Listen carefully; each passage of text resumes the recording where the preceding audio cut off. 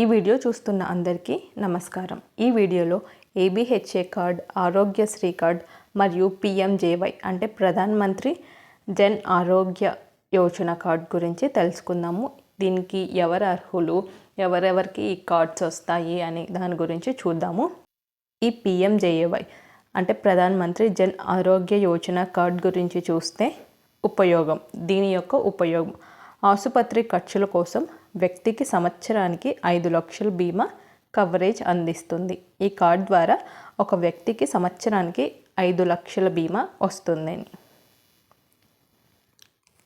అర్హతలు చూస్తే ఈకేవైసీ పూర్తి చేసుకున్న అన్ని రేషన్ కార్డుదారులకు ఇది అందుబాటులో ఉంది.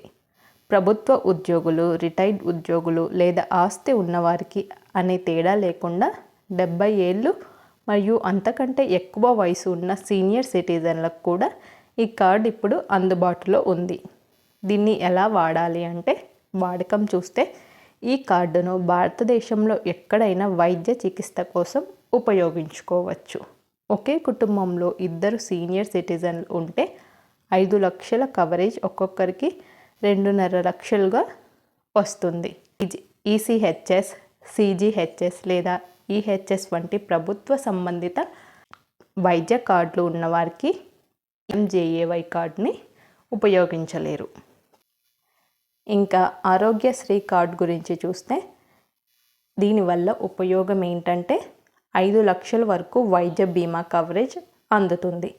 దీనికి ఎవరు అర్హులు అని చూస్తే ఇది ప్రతి రేషన్ కార్డుదారుకి ఇవ్వబడుతుంది. దీన్ని ఎలా వాడాలి అని చూస్తే ఈ కార్డును ఆంధ్రప్రదేశ్ రాష్ట్రంలో మాత్రమే ఉపయోగించుకోవచ్చు. ఆరోగ్యశ్రీ కార్డు రాష్ట్రంలో మాత్రమే చెల్లుబాటు అవుతుండడంతో ఈ పరిమితిని అధిగమించడానికే మనకు పిఎంజేఏవై కార్డు ప్రవేశపెట్టారు. ఆరోగ్యశ్రీ కార్డ్ ఒక కుటుంబ కార్డ్, అంటే ఒక కుటుంబానికి ఒక కార్డు జారీ చేయబడుతుంది.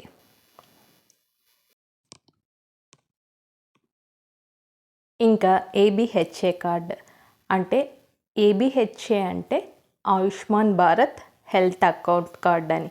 అందరూ ఆరోగ్యశ్రీ కార్డ్ అన్నా ఏబిహెచ్ఏ కార్డ్ అన్నా ఒకటే అనుకుంటారు, కానీ రెండు వేరు.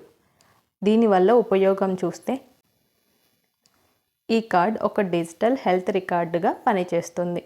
వ్యక్తి యొక్క వైద్య చరిత్ర, ఎక్స్రేలు, స్కాన్లు మరియు పొందిన చికిత్సలు వంటి అన్ని వివరాలను మనకు తెలియజేస్తుంది, అంటే స్టోర్ చేస్తుంది, నిల్వ చేస్తుంది. దీని యొక్క వాడకం చూస్తే ఏబిహెచ్ఏ కార్డ్ వైద్య బీమా కవరేజ్ అందించదు.